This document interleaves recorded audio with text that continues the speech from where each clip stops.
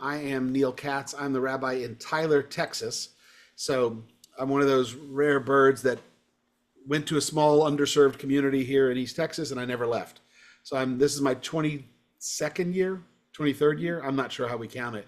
But when I was ordained, I came straight here because I had spent 2 years here prior as a student. So I was here, I used to commute from Cincinnati to East Texas every other weekend for 2 years as a student. Then I came back here full time on a 3-year contract and I never left. So I'm technically in year 22 of a 3-year contract is how we refer to it.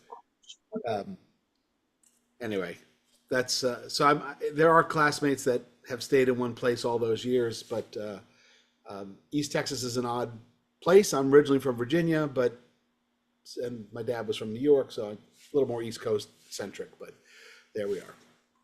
Anyway, small congregation, 80 families, old though. This congregation was from 1887, but not to be outdone, I have a second rabbi on board here tonight from Texas. So hi, Rabbi Reese. So, well, good. So I'm gonna screen share here. Rabbi Reese is in Austin area. Correct. Shalom, y'all. Hey. So I'm going to share a screen here. We're just going to go through a few different blessings and welcomes, and we're just going to talk through a few elements of the Omer, week 6 here, specifically connected to creation. So first thing I want to do is just offer the blessing for the Omer. So hineni muchan umzuman lekayem mitzvat al asay shel sfirat Omer. So we are ready to fulfill the mitzvah of counting the Omer. And so as it's sundown tonight, theoretically across the land here, we would offer together, if you want to read with, Baruch atah Adonai Eloheinu melech haolam asher kidshanu b'mitzvotav v'tzivanu al sfirat ha'omer. We praise you, God, commanding us to count the Omer. And so we're counting here, and then we have the official counting. This is day 38, like sundown is day 38. So hayom shmona v'shloshim yom. Oops, my thing went. Shehem chamisha shavuot ushloshim yamim laomer. It's kind of a weird way we count. It's 38 days, but it technically means also it's 5 weeks and 3 days of the Omer. This is the Jewish Advent calendar, is how we get to this point here. But this is how we count. Of course, we get to 49 days of the Omer, and then at sundown that night is the 50th day. It's Shavuot. And so we have Myra Glansberg here, and is Myra also from Newburgh? No? I am from Plymouth, Massachusetts. Oh, nice. Okay. So and I'm moving between my computer and my cell phone and dinner, but I'm listening, so I won't show myself. Okay.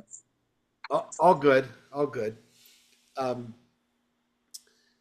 So here we are counting the Omer. This is, like I said, it's night 38. We're getting close to the end. We had Lag Omer, the 33rd day last week, so that was over with all the bonfires and stuff. For the first time ever here at Bethel, even though I'm an old school song leader, that's my old persona, we did and I do play guitar a lot during services, but I did a full-on camp service, which I've never done here before. They've never seen that experience. So that was kind of fun. I was going through Omer tonight. I want to talk first about that, and then I want to get into the creation stuff. And there's a tradition during this counting period. Just, by the way, this is a fun little aside. The 50th day, I was reading an old Yiddish literature, an old Yiddish story.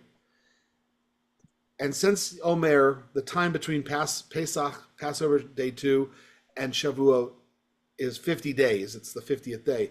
Does anybody know another name for this time frame in the Jewish calendar? We call it the Omer, we call it the 7 weeks. But does anybody know there's a weird, kind of an interesting name? I'm curious. And they use it in Yiddish literature. They say it was during the time of the blank, and they give this blocking of time, and it's connected to the number 50.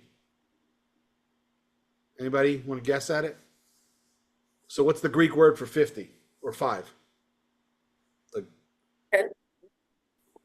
Pentateuch? Right. Well, Pentateuch is the 5 books, and Pentagon, right? But they call this the season of the Pentecost. So I found that interesting when I was reading some Yiddish literature. They say it was the season of Pentecost. I go, the season of Pentecost? And they go, well, that's what I guess Yiddish Jews, it was the 50-day period, which is the 49 days on the 50th. I found it interesting, especially that overlap. Of course, that's intentional on the Christian side, but not a term that we use, but there we go. The period of the Pentecost. I'm going to share a tradition of a psalm text. It's not a long psalm text. It's Psalm 67. And this is a traditional one that we're just going to read through here and just focus on for a minute. It's out of 150 psalms, the Omer counting was often connected to 67. So it's a Laminat for the leader and instrumental music, a psalm, mizmor shir, right? Bunch of musical and instrumental words right there. Leader, instrumental music, psalm, song, right? May God be gracious to us and bless us, showing us favor. Selah, it's not translated, it's just sort of a referential comment at the end. That your way be known on earth, your deliverance among all nations. Peoples will praise you, God. All peoples will praise you. Nations will exult and shout for joy. For you rule the peoples with equity. You guide the nations of the earth. Selah. The peoples will praise you, God. All the peoples will praise you. May the earth yield its produce. May God, our God, bless us. May God bless us and be revered to the ends of the earth. I would say if you had to create a word cloud of 150 psalms, I think this one hit every one of them, right? I mean, this stuff should sound very familiar, right? There's some music and we praise God and all the nations will praise God. So why are we reading this particular psalm connected to Omer, the Sfirat Omer? So it's kind of a fun little Kabbalistic connection here.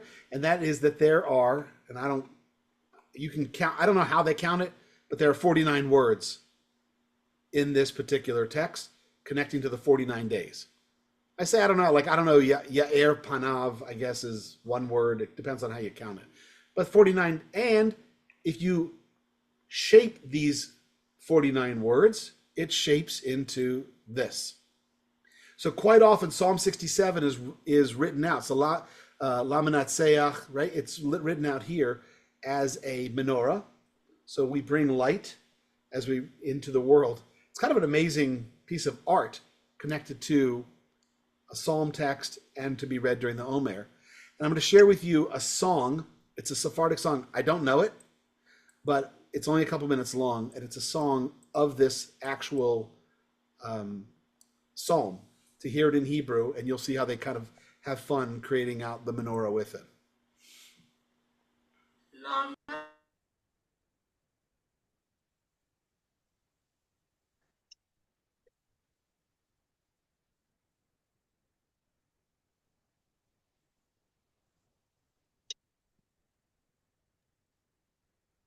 Neal, I'm not hearing anything. I'm not sure if others are hearing it or if it's just me. No, I saw it. Nothing. Not hearing Still, I anything. didn't hear either. anything. Oh, it didn't hear anything? No. So that would be me after 100 years of Zoom not clicking share sound. Oops. There we go. This is how we learn. למנצח בנגינות מזמור שיר אלוהים יחוננו ויברכנו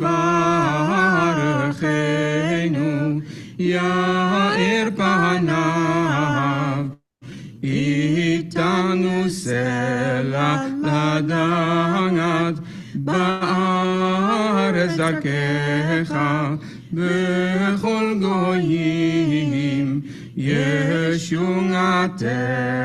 יודוך נמים אלוהים יודוך נמים כולם ישמחו וירננו לאומים כי תשפוט נביאים מישור ולאומים בארץ תנחם סלע יודוך נמים אלוהים יודוך נמים כולם ארץ נתנה יבולה יברכנו אלוהים אלוהינו יברכנו אלוהים ויראו אותו כל אפסי הארץ.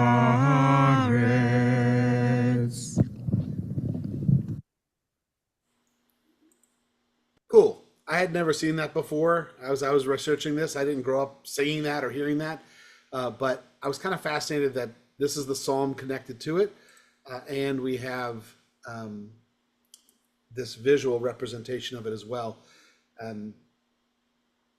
Just for fun, of course, it was more Hanukkah related than Omer related, but a few years ago when I was in a little more creative moment, it was COVID, like 2020. I made a bunch of videos for Hanukkah that got popular in their own right, but one of them, the least of them, the least popular, but it was a lot of work, was I reached out to 9 different rabbis in the US, and one was in Philadelphia, one was in Jackson, Mississippi, one was in Roanoke, Virginia, one was in Lubbock, Texas, one was up in St. Paul, Minnesota, all the way across, like Albuquerque, Las Vegas, Oakland. You're like, why? What's the connection?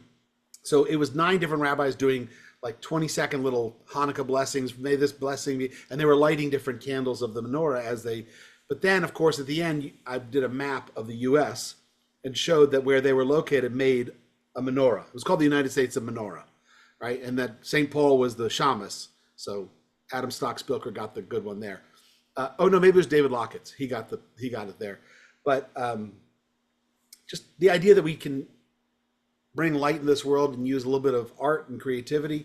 So I had never seen that before. I wanted to share that with you, little Omer. Thank you. So I want to do 2 blocks of creation relations. And the second one's going to be a little more intense. First one's a little more fun. And I'm hoping that the rabbis on the group, and you all actually too, will probably be familiar with a piece of this puzzle. So we're going to come to it. This one goes by pretty quickly. So we're going to start in creation with creation, right? Bereshit bara Elohim et hashamayim v'et haaretz, right? God begins to create the heaven and earth. The earth was tohu vavohu, and there was darkness over the surface of the wind, and a deep wind over the surface of the deep, and a wind came from God sweeping over the water. God said, Yehi or, vayehi or, let there be light. And then here's our key phrase, which I bolded. Vayar Elohim et haor, ki tov. God saw that light, and God said, ki tov. It was good. God separated the light from the darkness. The light was called day, the darkness night. Ben haor uven hachoshech. There was Vayera, Vayivoker, there was evening, there was morning, Yom Echad. Right? We all know this is the opening text of the biblical text. But I'm going to jump to a few lines later. We have a different moment of creation. God called the dry land earth, and the gathering waters he called seas. He called them Yamim. Vayar Elohim, God looked at it and said, Ki tov. Jump a couple lines. The earth brought forth vegetation, seed-bearing plants of every kind, trees, blah, blah, blah. And God said, Vayar Elohim, Ki tov, right? So we have this repeated phrase. I'm going to stop share for a second. So this repeated phrase in the biblical text. That shouldn't shock any of us. We knew that since we were kids. What fascinates the rabbis is the fact that, I'm resetting my notes here. What fascinates the rabbi is that as we make our way through the days of creation, on the 6th day of creation, when God creates humanity, there isn't a Ki tov after God creates humanity. And this drives the rabbis crazy. This is a big red flag for them. Why?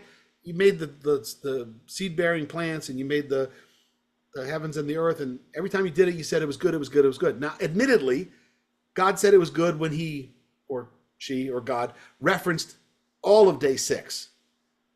But the rabbis really wanted it to happen specifically at the moment of human creation, and yet it didn't happen that way. And believe me, not only have I obsessed about this next piece for 20 years, I've researched it to no avail. I even wrote a song about it. I'm not going to play the song for you, but I don't know where it is in Midrash. I do know who shared it as a Midrash text. It was Edmund Flegg. That doesn't matter. And I know that it ended up in our old prayer book. good old Gates of Prayer, right?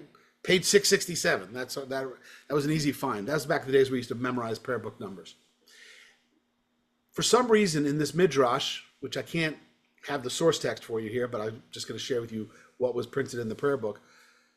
In this midrash, the rabbis put in the mouth of Isaac, and I don't know why Isaac, but they picked one biblical character, and they have Isaac asking the question that we're asking. Hey, God, what's going on? And so I'm just going to share with you, and this may sound familiar to some of you who, and I know nothing's on the screen yet, this may sound familiar to some of you who are familiar with that prayer book, but this is the run, and it's just such a beautiful little midrash. It's so quick.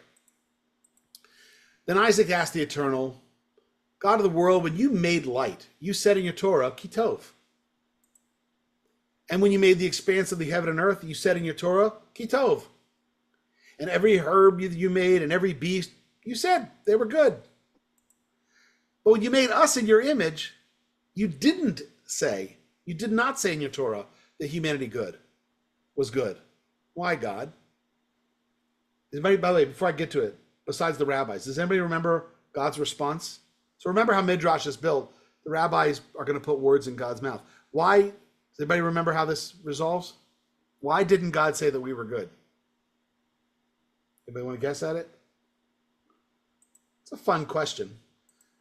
It's a beautiful, simple answer. God said, because you're not cooked. You're not done. I haven't perfected you yet. It's because through Torah, you are to perfect yourselves. And then you are to perfect the world.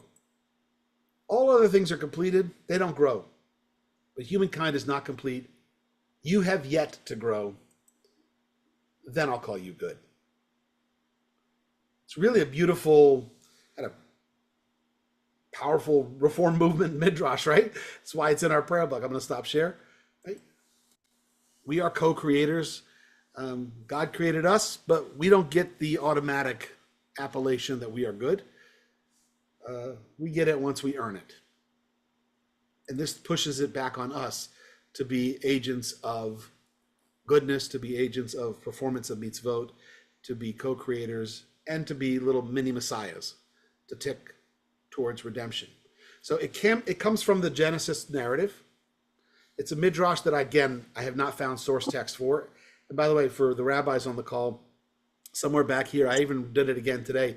There's this old book called Gates of Understanding. It's the blueprint book for how this book was constructed. It's got all kinds of articles and reference points. Even there, it just says a midrash based on Edmund Flagg from a midrash, and that's as far as it gets. So we don't know, but it's a beautiful text nonetheless. I wrote that out as a song as well, because I teach this, but then I'll call you good. All right, so that was the easy midrash. Now we're going to get to a little bit more involved text. Any questions so far? I mean, I'm just kind of throwing out a few different ideas, but just trying to figure out how to Omerize with you all. All right. Did you, looking at that midrash, do you have any thoughts on a little bit later we get Kitov Ma'od? Very good. But do I have any thoughts on what? I couldn't hear that second part. On the contrast between Kitov, it's good, and then later Kitov Ma'od. It's The one good. very good. I have not thought through that. That's a good. It's we're playing with that in my new book, which is coming out in the fall, on humanity and what we are. And one of the questions is whether we were made to be good, or made to be very good, or made to be perfect. And that we were not made to be perfect. Only machines have to be perfect, like airplanes that don't crash. People are made to be able to crash and to mess up. And so is good enough, or is very good the aspiration? Because we know that perfect was not an option. And was God resting with good and very good? And so I thought maybe you were onto something there, and going to make me think about this now, Neal. Thanks a lot. Because the book's already a copy that you can't go back and change it. Well, The difference between good and very good. The whole world was very good, but we didn't get the good. Only when it was all done is where they're very good. well, it's funny because in the next block, I'm actually going to reference Kushner's book, How Good Do We Have to Be? Right. So um, it's as a reference point. So I'm not going to, because of that comment, I'm going to share with you, if I can, a whirlwind sermon in 3 minutes, right? Just because this is one of my, I may not see you all again. This is a quick sermon. And I don't believe that I came up with this midrash, but I don't know that it's an actual midrash, but you'll see where I'm going with this. I often teach people connected to, and it is connected to creation. I often teach people like Jewish missionhood, right? And I often refer to the first 3 kind of major moments in the biblical text of interaction with God. So the first one, and we are going to talk more about the Adam and Eve story in just a moment, but the Adam and Eve story ends with punishment, external punishment from God coming down and banishing them from the garden. We're going to spend more time with that in just a moment. So when a parent punishes a child, the goal is behavioral correction, it's course correction. And so theoretically, now that we know that there's consequence for action, we're never going to sin again. Well, that doesn't last very long. 10 generations later, we meet the generation of Noah, so terrible that God says, wipe them all away with the flood, but I'm going to pick the one good guy, the Ish Tzaddik B'dorotav, the one righteous man in his generation, and I'll repopulate from there, and that's how I'll create good people. Well, that doesn't last, even 1 generation. So 9 generations later, we come to the Babel generation, right?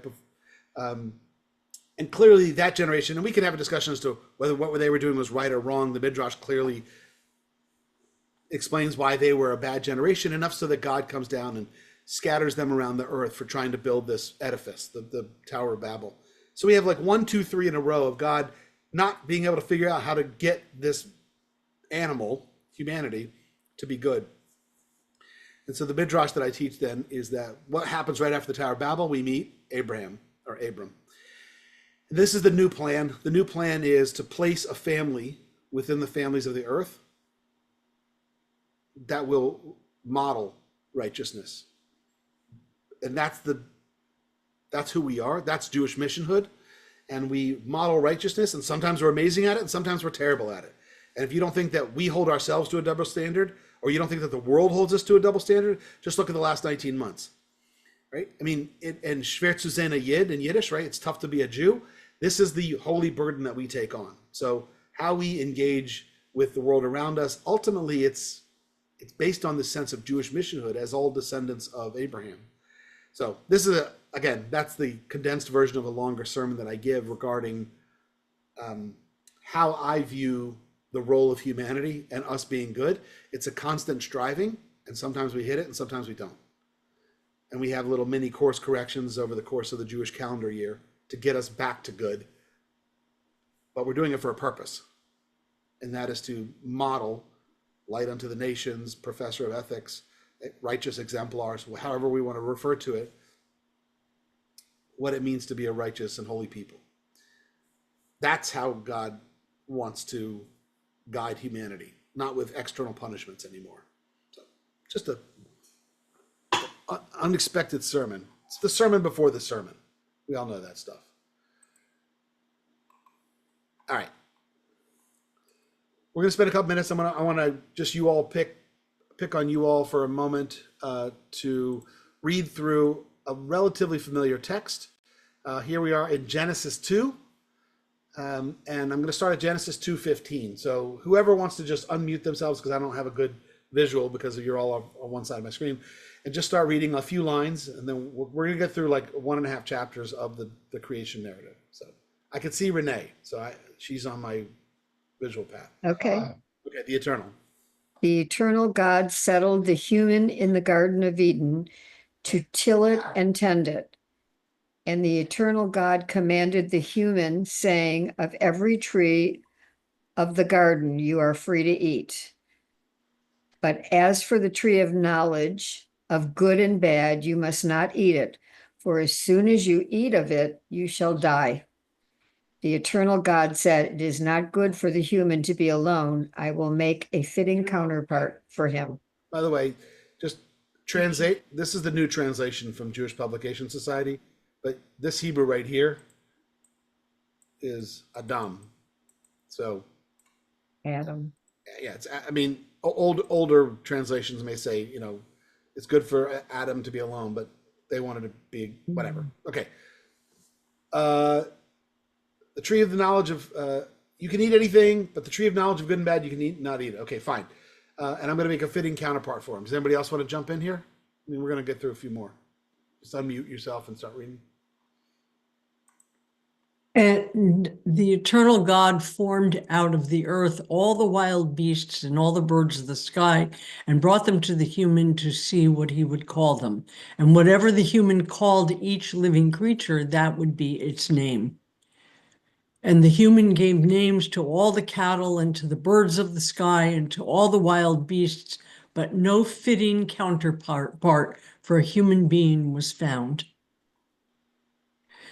So the eternal God cast a deep sleep upon the human, and while he slept, God took one of his sides and closed up the flesh at that site. And the eternal God fashioned the side that had been taken from the human into a woman, bringing her to the human. Okay. Anybody else want to take over? So this is the first surgery here. Anybody want to try? Jeffrey? Fashion. Then the human said, "This one at last is bone of my bones and flesh of my flesh. This one shall be called the woman, for the man was she taken from the man she was taken." Right. So so it's Isha, Ish, and then Isha. Good. Yeah. Okay. And then this is a famous wedding text. Keep going. Hence, a man leaves his father and mother and clings to his wife, so that they become one flesh. The two of them were naked, the human and his wife, yet they felt no shame. Good. Anybody else want to keep going? I will go ahead, Stacy. Yeah. Hey, Stacy. Now the serpent was the shrewdest of all the wild beasts that the eternal God had made. It said to the woman, "Did God really say you shall not eat of any tree of the garden?" The woman replied to the serpent, "We may eat of the fruit of the other trees of the garden. It is only about fruit of the tree in the middle of the garden that God said, you shall not eat of it or touch it, lest you die." All right. So I just want to make an obvious point here for those of you who may have just seen the red flag. Does anybody catch this is not what this lesson is about, but anybody catch the oddity, what happened right here? That, Yeah, it's one of my favorites. Right, Rebecca. If you get into Pirkei de Rabbi Natan, they do a lot of fun stuff with it. But first of all, this woman person wasn't around for the instruction from God. And second of all, God's instruction was don't eat of it. God didn't say anything. You couldn't touch the tree. Right. So two instant problems. So just perfect, Rabbi. So there's a lot going on here that should red flag. This is what prompts every midrash that we have connected to it. But for our easy purposes tonight, let's just assume that Eve had Eve had as much information as Adam had, even though she wasn't there when the commandment occurred. Fine. They get collectively punished. We already know how the story ends. All right. Anybody else want to read? If not, I'll read, but I don't want to. Okay, I'm going to go ahead, Rabbi. And the serpent said to the woman, "You are not going to die. But God knows that as soon as you eat of it, your eyes will be opened and you'll be like divine beings who know good and bad." When the woman saw that the tree was good for eating and a delight to the eyes, and that the tree was desirable as a source of wisdom, she took up its fruit and ate. She also gave some to her husband, and he ate. Then the eyes of both of them were opened, and they perceived that they were naked, and they sewed together fig leaves and made themselves loincloths. By the way, it is fun. It is fun that it never mentions the word apple. That's an artistic rendition that we always connect. Apple, It may have more been closely figs than anything else. All right, keep going. Oh. They heard the sound of the eternal God moving about in the garden. It's a breezy time of day. Nice translation. And the human and his wife hid from the eternal God among the trees of the garden. The eternal God called out to the human and said to him, "Where are you?" Yeka. He replied, "I heard the sound of you in the garden, and I was afraid because I was naked," which he wasn't, "so I hid." "Who told you that you were naked? Did you eat of the tree from which I had forbidden you to eat?" And the human said, "The woman you put at my side, she gave me of the tree, and I ate." By the way, extra points for Adam for immediately throwing Later. Eve under the bus. Exactly. And I'm going to read through the end of it just to kind of push through. So God says to the woman, what is this you've done? The woman said, "Hey, the serpent duped me. I ate." And God says to the serpent, "Because of this," now we get to the punishment phase, "more cursed shall you be than all cattle, all the wild beasts. On your belly you shall crawl, and dirt you shall eat all the days of your life.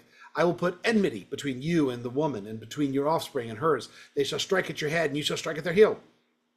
Next punishment. There's a separate class and sermon for crime and punishment fitting here, but let's just read what happened.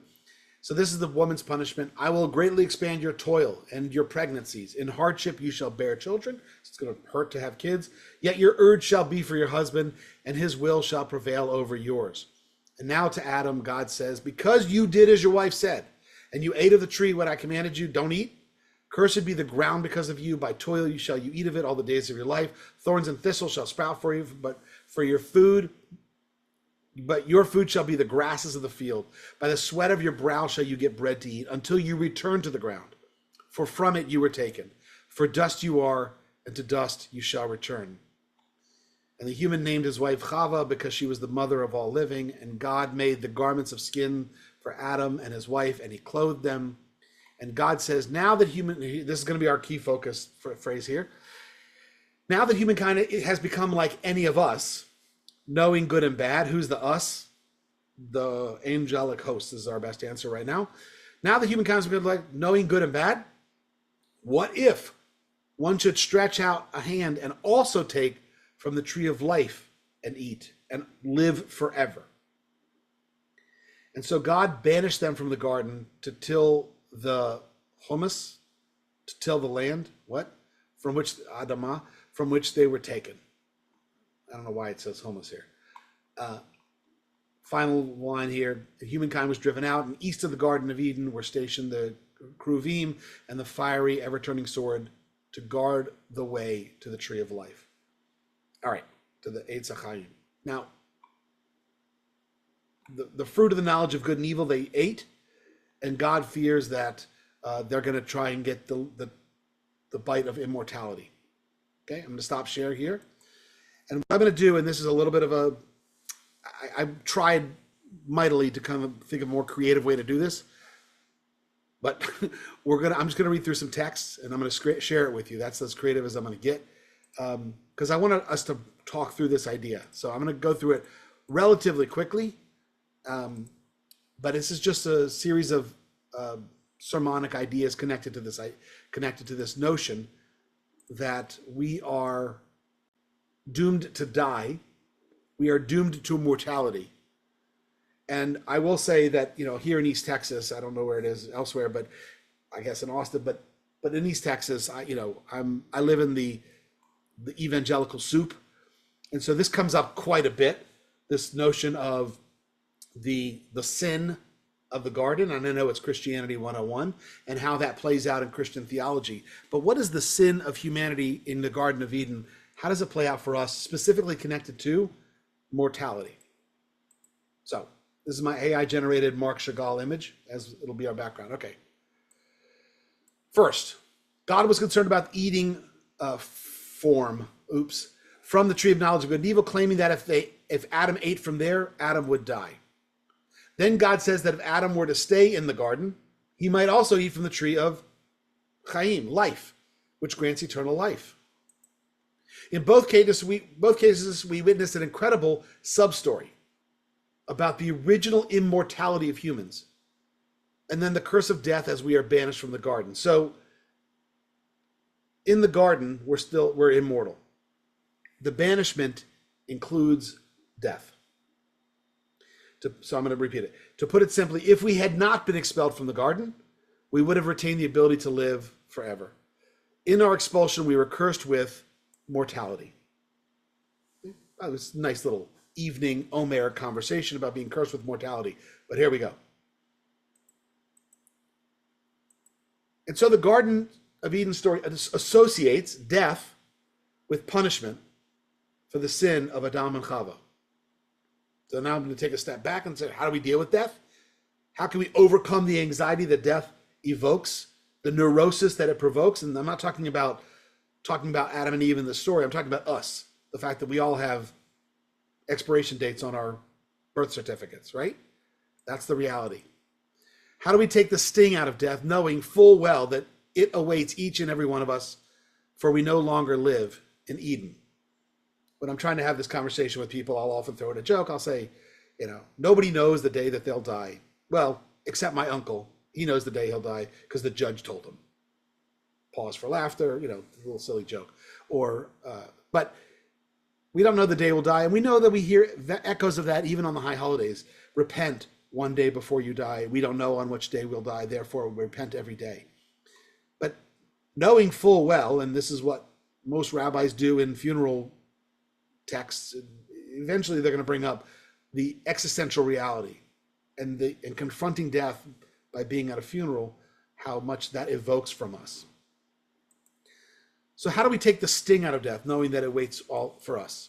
So here's a philosophical approach, and this is just one of many, but it's existentialism. It's an idea that we don't fear death. Instead, existentialism appreciates death for its lessons. So this is the philosophy of Kierkegaard, Sartre, and Irving Yalom, existentialists who teach us that death is a fact of life, and therefore life is essentially meaningless. So I'm just going to go deep for a second. What's the point of life? Existentialism says there isn't one. So that's not healthy, by the way, but this is how they get us started on ultimately a beneficial thing called existential therapy, but we'll get there. We don't fear death, but we appreciate death for the lessons that it teaches us. So the existentialists teach us that the only way we then do give our lives meaning is by making authentic decisions. So it's our decisions, they claim, that make us unique. It's our appreciation of death that makes us human. I know that seems like maybe obvious, maybe radical to some people. It's this modern philosophy, empowering as it is actually deeply rooted in Jewish wisdom. So going back to the old Gates of Prayer book, the one that we were all raised on, from the Bible throughout much of the rabbinic writings and on to medieval Jewish philosophers, this notion of death forcing us to appreciate life now is a common theme. So Rabbi Harold Kushner wrote in his book, How Good Do We Have to Be? He said, and this is ultimately where I was going with this teaching, that the expulsion from Eden was not to be seen as a curse. I mean, I know God did kick us out, but actually he said we should look at the expulsion from Eden as a gift, as a blessing. Death is a gift, he argued, because it causes us then backward to appreciate life. It forces us to take life seriously and make each day matter, to treat each day as if it were our last. The immortal person, the one who never dies by contrast, would be emotionally and spiritually immature, with no ending of life to spur them toward living in the moment. Why would they? Everything could be put off till tomorrow. Nothing would ever be done in the here and now. And by the way, when I was growing up in Virginia, my rabbi, Rabbi Larry Foreman, was one of my important mentors. Whenever we would read the next text I'm going to share with you from the Gates of Prayer book, he would always do it in that baritone, very high and mighty voice. So I'm going to try. Stentorian. What is it? Stentorian. Stentorian. Yeah, I'm going to try and imitate it. This is Groundhog Day, the movie you're just reading a moment ago. The movie The Groundhog Day. Yeah. Yeah. The last text was very much built on that, and that's Bill Murray having no reason to live. so he could put off and he could do whatever he wanted to until he discovered finality. And that's why I've shown Groundhog Day as a great Slichot movie. Babby, you're laughing because we did it. We might do it again. I show the movie over and over again at Slichot because it's a perfect way to get ready for the holidays and have this exact discussion, but not with all this fabulous text that you're giving us. No, I agree with you 100%. It's one of the great examples, and they're coming up with Groundhog Day too, by the way. So they're working on that. But yeah, no, you're exactly right. Like if this is that beautiful text that Rabbi Foreman used to read. He goes, this was in the back of the Bible. Just because we are human, we are prisoners of the years. Yet that very prison is the room of discipline in which we, driven by the urgency of time, create. Beautiful text, I assume by Chaim Stern, who wrote the book. Perfect existential punchline for, and this is a pre-Kaddish reading in the old Gates of Prayer book, right? We are doomed to be free because we have to make choices, and we're doomed to death, and we're prisoners of our years. But knowing that with this urgency of time, we create, right? Or if you're going to be Martin Luther King, the fierce urgency of now. So indeed, the curse of death at Eden has turned out to be our most wonderful blessing, because the curse of death gives us, or forces us back to give us, the gift of life. So stay with me a couple more slides and we'll kind of push through. So death loses its sting. Our minds are turned away from what's going to happen in the future. Instead, they're turned toward the here and now. Welcome to existentialism, right? Our hearts are consumed with living life fully and joyfully. We can cheat death of its curse by being a blessing while we live. We are not immortal, death taught us this, but we do believe in the immortality of our deeds.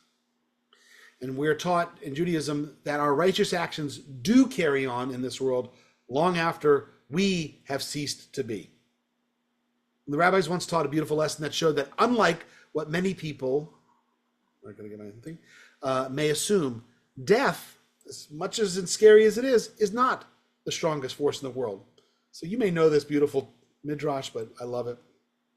Rabbi Yehuda used to say, look, 10 strong things have been created in the world. The rock of the mountain is hard, but iron cleaves it. Iron is hard, but fire softens it. Yeah, fire is powerful, but water quenches it. Chad, God, yeah, right? Water is heavy, but clouds will bear water. Clouds are thick, but the winds scatter them. Wind is strong, but a body resists it.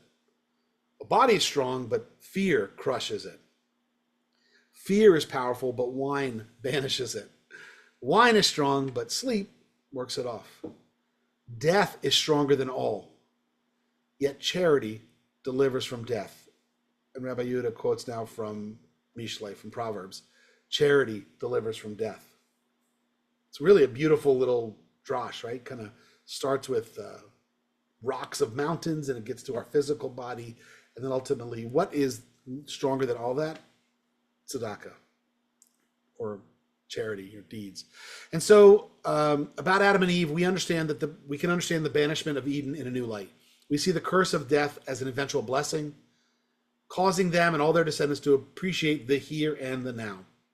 We learn that death does not really cause us to cease. We can live on in the universe through our charity, through our righteous deeds. Charity, tzedakah, is immortal because it delivers us from death. And this is the sweetest lesson of all, that we still have a chance at immortality. We can be in Eden once again. We can live forever. So long as we engage in mitzvot, do acts of righteousness, caring for those around us, offering assistance when it's needed, and being the instruments of God's handiwork, again, the Jewish mission, then we will know Eden once again. So again, not my normal style to share almost like a sermon in PowerPoint, but I want to just talk through a few of these pieces. There was a lot going on in there. So we started with the Isaac story. You're not done yet. When you do it right, then I'll call you good. And then we read, since we're in Omer talking about creation, we read about the Adam and Eve story, and we want to deal with this death issue. And I've never seen the death curse as in the negative light, because I'm taught It's actually giving us perspective, and finality forces us. I have a language I say, it punctuates our fantasy of immortality. Death punctuates our fantasy of immortality. So nice way to end here. I would like some feedback or thoughts. Is that a picture of Rebecca in front of Rebecca? There it is. Yeah. So just, you can unmute and just share something. I, this was very beautiful for me. Particularly, there's a woman I know who helps, she cleans my house, and she's actually coming tomorrow. She's a young woman, and she's very, very Christian religious. And we had this conversation last time I saw her that she never knew in our faith in Judaism that we don't believe in an afterlife and a great place to live. And I'm going to now be able to have this. And I answered her with what we do believe in, but this just fleshed it out much more for me. It's very beautiful and meaningful. Well, thank you. Nothing new that I'm going to add on to that, other than because we live in this world where sometimes, not all, our Christian friends can't comprehend, just because it's so, oh, you don't believe? Then what happens when you die? Like, they're so interconnected that they're the next question, one after the other. And so we always have to be prepared for that. And Jews are just a little more mellow about it, because our focus really isn't on, there's a joke that I tell is, when I used to have, for 18 years here in Tyler, we had an interfaith panel. It was connected to Leadership Tyler. They stopped doing it last year because they're punks, but whatever. And I'm glad that's being recorded and going out to the world. Leadership Tyler. Anyway, for 18 years, me, Anwar, who's my best friend, he's the spokesman for the mosque, a Mormon, a Catholic, and then a Christian minister, different ones each year. And so they would pass the microphone down. The moderator would ask the same questions every year. What does your faith believe about women in ministry? Muslim, Mormon, Catholic, me. Next, what does your faith believe about alcohol and tobacco? It's a weird question. And they would do that, right? Then they get to the Jesus question, and I always just pass the microphone off to be funny. But then they ask, what is your faith believe about what happens when you die? And Anwar goes first, and he gives his Muslim, and then the Catholics explain, and then the Christian minister, and then the Mormon goes, and they give it to me, and I go, I don't know. And I hand the microphone off, and people chuckle, but then I take the microphone back. I said, look, I could give you an answer, but it's one of many answers. It's not a dogmatic thing in Judaism. So it's hard to share that. And believe me, if we had a bumper sticker answer about what happened after we die, you would know it. It'd be the first thing we teach you in Sunday school. So to your point of your friend and so forth, it's very complicated. It's a very sensitive conversation, because it's so demanding of their spiritual space, not so much for us. And one of the things that she said that really bothered me was she couldn't live not knowing that there was an afterlife. And I just, okay. That disturbed me. I think when you're taught that all your life, I think that's what you believe. I think that's what they believe, that they look forward to that. No? So, Rabbi Cohn and Rebecca, were you all at Cincinnati or New York, or did you study with Rhinus? LA and Cincinnati. Okay. All right. Did you ever study with Rhinus? No, I only studied with Jacob Marcus when I was in Cincinnati. So Albert Rhinus, this is what he would put on the board. This is a lot to go through very quickly, but he would say that the human being exists in what he called, this is more philosophical, the conflict of finitude. That on one side we have infinite desire and infinite will, and the other side we have finality, right? Death. And we are constantly wanting more, better, bigger, more. And on the other side we have death. And so and this is a natural thing. This isn't imposed by anybody. It's just, that's the reality. That's why we look both ways when we cross the street, he would say. And so we human beings live in this natural, healthy neurosis between those poles. Religion, he said, fixes it or comforts us. How? Tells you to stop wanting things, right? Who's happy? One who is happy with their lot. enjoy what you got, kind of. So that's one element. Buddhism's, don't want anything, right? Religion's not going to tell you, they're not going to feed into that part of it. But then what about the death piece? So religion comes in. This is Rabbi Rhinus of blessed memory talking. When you die, you don't really die. There you go. I fixed it for you. There's a part B. And that's very comforting. And we have to fill in the blanks, and every religious community fills in the blanks. You just heard it in that interfaith panel with five variations of it. But that's very comforting to us because it's just naturally we're afraid, right? And I mean, to that point, when your friend says, I don't know how I could live if I didn't know that there was a part B. That's how they address the conflict of finitude, is the way Rhinus would say it. And I think that's a very normal and healthy thing to do. As long as they don't abandon the work here. There's a movie called The Invention of Lying. It's by Ricky Gervais. I teach this a lot. If you've seen it, great. Don't go watch it. It's actually a good movie, but if you know Ricky Gervais, he does not like religion, and he makes fun of it all the time. And it's really an atheist-focused movie. But actually, I think he accidentally makes the point of religion, if you ask me. But so I'm going to just tell you the quick piece, and then I'll tell you the Jonah Hill part of it. So the quick piece is that he lives in a world that nobody can lie. Like, they don't even have the concept of it. And so the comedy of it, and thankfully they only spend about 15 minutes on it, is that they go on a date and the girl says exactly what she's thinking, and the guy responds exactly. And the boss tells, because there's no sugarcoating or lying. It's not even in their DNA. So in a moment of desperation at the bank, he goes there and they do one of those camera things where, because he was going to get fired and he was going to get evicted, and the girl didn't like him, and a synapse goes boop inside of his brain, and all of a sudden he can tell the not truth. It never existed before. It's the invention of lying. And so he says, oh, I do have $800 in my account. She goes, oh, well, there's something wrong with the computer. Because she doesn't understand a world where somebody just made up a lie. So her whole point is lying. But then he plays it out, and there's some sexual jokes in there and stuff like that. But he goes to his mother, who's dying on a bed, and the doctor comes in and says, here's what's going to happen, A, B, C, D. It's all gross, very medical, and very frontal and truthful, because they don't have any other alternative. Your lungs are going to fill up with fluid. It's kind of tough. And she's really scared. And so he comes with the only person on the planet who has the ability to lie, and tells her, when you die, you're going to meet with dad again.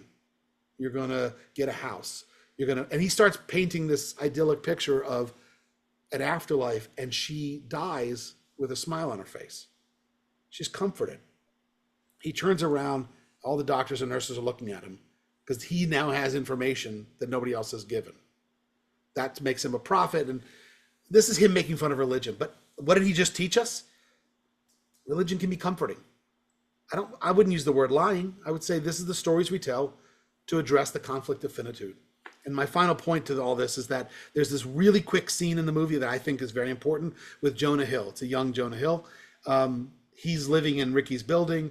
And when word gets out that there's this part B, he then says, and this is a very tough scene, but it's very fast. Jonah Hill says to Ricky, I'm going to die tonight. I want to, because why would I suffer here now if I have that waiting for me? And again, it goes away so quickly, but I want to hit pause on that and say, therein lies the problem, right? If the forest for the trees is such focus and obsession with an afterlife that you miss the beauty and the power of the here and now, you're not, again, Jews don't, we're driven by missionhood to obsess about this exact thing.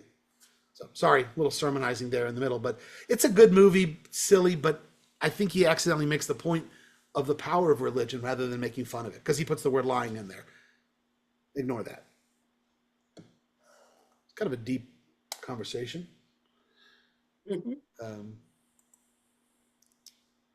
Well, listen, if anybody wants to share anything, you can. I don't want to take too much of your time. I know we're at the hour here.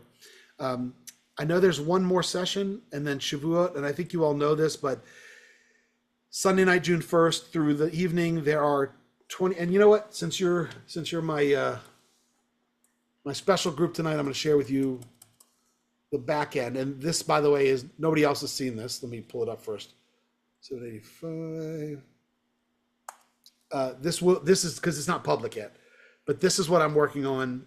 And can you all see the Tikkun Leil? Okay, there you go. So this is what it will look like. And again, I'm still waiting like from Rabbi Margulis. She's in the Virgin Islands, but I think this is cool. Rabbi Bernholtz is going to, and these are all currently active, but this is the 8 p.m. Eastern block Aleph. These are the 4 options. There's Estelle and Bernholtz are here. The next one is Rabbi Cook, Bellows, Wendy, waiting for her. Oh, who's that guy? Goldwasser, Cohen, so forth. By the way, I'm not pushing this, but for the first time at midnight, or 1 a.m. Eastern, Lila, my daughter, who's going to be an incoming rabbinic student, she's teaching a class because she wanted to talk about her thesis, which from UT Austin, which was Jewish story and musical theater. So I just heard the short version of it where it's about Sondheim and blah, blah, blah. So whatever. So she's going to talk, but you can choose any one of these. The night of, you could just click on this and go to it. Then Eric's going to repeat. And then we have Rabbi Cohn and then Rabbi Cohn at 8 a.m. Eastern. And then it's going to close out with Rabbi Erica Ash. So there's about 25 learning blocks over the course of the night. When you register through the movement, that you'll get that website. It'll be cleaned up.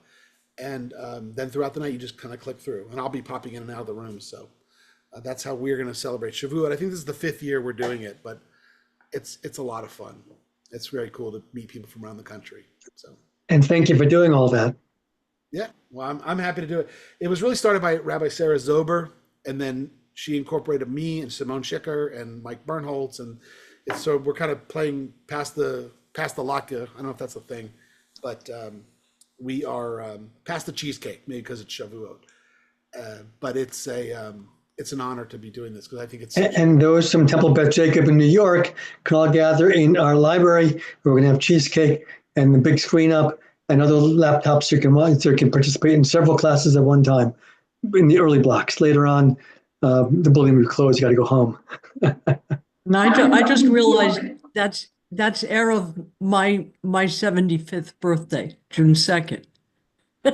well, you can stay up late the night Happy before birthday. and then have leftover cheesecake for your birthday. We all We'll put saw a you at candle on the Sinai. cake. That's awesome.